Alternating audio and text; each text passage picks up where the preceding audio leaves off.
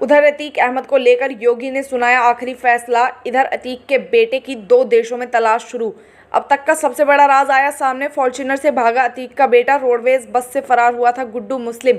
अतीक के नाबालिग बेटों के लापता होने पर से सस्पेंस खत्म। यूपी पुलिस ने कोर्ट को दी ये जानकारी। अतीक अहमद रोने लगा। इधर जैसे ही कोर्ट में उत्तर प्रदेश पुलिस ने अतीक अहमद के बेटों के बारे में जानकारी दी, उधर जेल में फूट फूट कर अतीक अहमद रोने लगा। जिन बच्चों को वो अपने कलेजे का टुकड़ा समझता था, जिनके लिए वो किसी को भी मौत के घाट उतारता था, उसके उन्हीं 2 बेटों का इतना बुरा हाल हो जाएगा उसने अपने सपने में भी नहीं सोचा था। एक कहावत है कि बूढ़े पुत्र पिता के धर्म में, खेती उपजे अपने कर्म में। मतलब पिता जो करता है उसके धर्म का असर उसके बेटे और परिवार पर भी पड़ता है। एक और बात है, कही जाती है कि पूर्वजों के कर्म भी कई बार इस पीढ़ी के लोगों को लग जाते हैं। मतलब अतीक अहमद ने जो अब तक बनाया, जो कुकर्म करे, उनकी सज़ा अब उसके बेटों को भुगतनी पड़ रही है। कभी फॉर्च्यूनर की गड़गड़ाहट के साथ निकलने वाला अतीक अहमद आज बेबस है।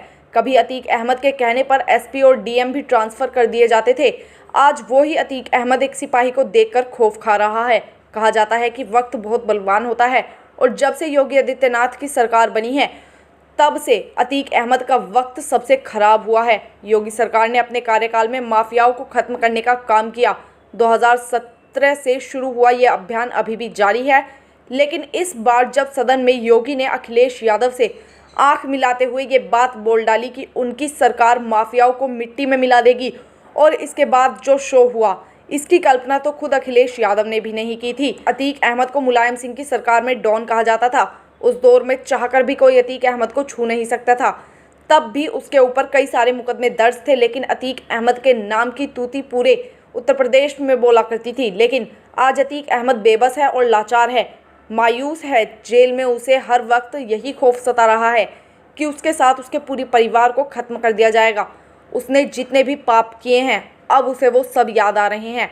किसी की मांग के सिंदूर को उजाड़ना क्या होता है और किसी बच्चे का अपने बाप के बिना रहना क्या होता है, शायद अतीक को और उसके परिवार को अब समझ आ रहा होगा।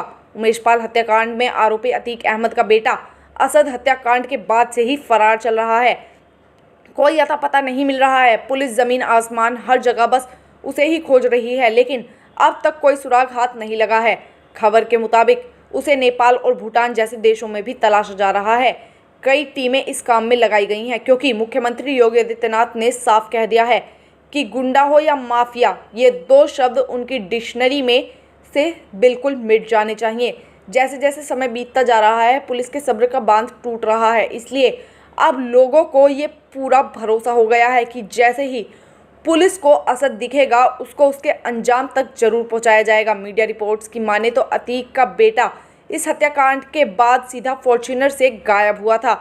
वहीं राजूपाल की हत्या के दौरान चारों तरफ से हमला करने वाले शातिर अपराधी गुड्डू मुस्लिम मेरठ जोन वाली रोडवेज की बस से फरार चल रहा था। एसटीएफ दोनों की तलाश में लगातार छापेमारी कर रही है, लेकिन इसी बीच एक और खुलासा हुआ है। अतीक अहमद के दोनों नाबालिग बेटे जो इस हत्याकांड के बाद से गायब थे उनका भी पता चल गया है। अतीक के परिवार ने अंदेश जताया था कि पुलिस कहीं उन्हें अपने साथ लेकर चली गई थी और उनका पता नहीं बताया जा रहा था। इसलिए अतीक अहमद की पत्नी साइस्ता प्रवीण ने प्रयागराज की मुख्य न्यायिक मजिस्ट्रेट कोर्ट में अर्जी दाखिल कर कहा था कि धूमनगंज पुलिस 24 फरवरी की रात उसके दोनों नाबालिग बेटों को उठाकर ले गई थी और बेटों का कुछ भी पता नहीं चल पा रहा है।